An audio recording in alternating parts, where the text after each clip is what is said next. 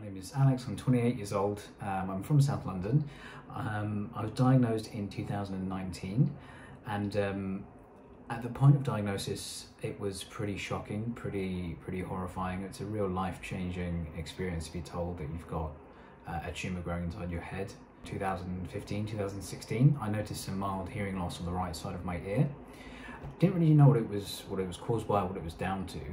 I mean, I kind of chalked it down to maybe listening to music too loud, having a cold at the time or flu. Brain tumour was probably the last thing on my mind, and definitely not one that I was expecting. So a couple of visits to my GP. They initially prescribed me a nasal spray, which obviously didn't work. They prescribed me a nasal spray again, probably about 6 to 9 months later. And then I went back for the third time in winter of 2018, which is when they put me forwards for an MRI scan and a hearing test. And since my first symptoms began, at that point they had progressed to 90% hearing loss on my right side, some mild facial palsy, some drooping in my mouth, and some muscle weakness on the right side of my face. Like so many people, I still remember the day that I was diagnosed. It was the 20th of March 2019.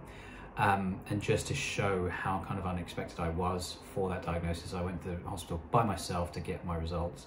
I can't thank the NHS enough, really, for everything that they did, for the level of support and the level of care. Really life-changing, and whilst a brain tumour diagnosis is pretty scary, the level of care and support that I received really made it a manageable, optimistic process to go through. After getting my diagnosis, I had a surgery date set in stone within about 3 months. Due to the quick turnaround, I was just outside of the threshold to receive sort of watch and wait or radiotherapy, which meant that surgery was kind of the only option for me. So at that point, I was given all the resources that I needed, all the information that was available online. I was directed to websites, to support groups. The hospital that I was assigned to gave me a skull-based nurse, and all of her contact details so I could go to with any questions. She was available at all times, and she was really fantastic. I was also given the contact details of a recent patient who had just had the same surgery as me, just a year previously, so able to give me all the information that she needed to prep for her surgery, how to take care of your body, how to eat healthily, exercise, and to get into the right kind of mental frame of mind that really is crucial, I think, to going into a situation like that. And I mean, the whole experience was, whilst it was pretty harrowing, I tried to approach it with the best frame of mind, and I think having all the support that was afforded to me really helped me do that. I came out of it on the Tuesday night, having gone in Tuesday morning. I was in hospital for a total of 5 days.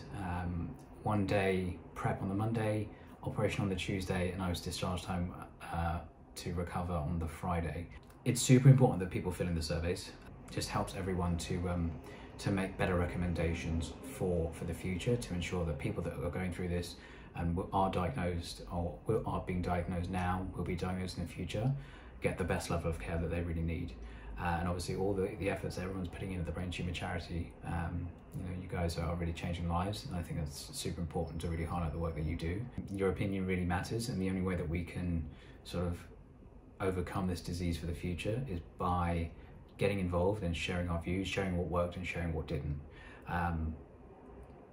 Giving people and future generations access to better treatment and funding ultimately creates a better experience for those people that are going through probably the most difficult period of time in their lives. So it's super important that everyone gets involved and shares their views.